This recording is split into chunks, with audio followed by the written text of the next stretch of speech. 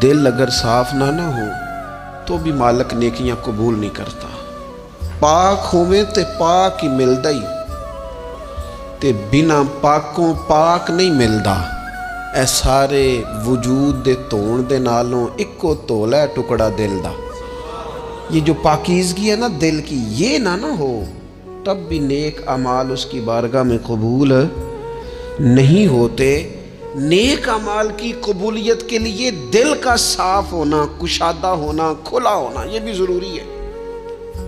दिल में बोझ हो, अदावत हो, हसद हो, लोगों के लिए कीना भरा हुआ हो और अमाल कबूल हो जाए ना। उस करीम के कुछ फैसले हैं, वो अमाल की कबूलियत के आदाब बताता है। वो कहते हैं मेरी मर्जी से करोगे तो मैं कबूल करूंगा,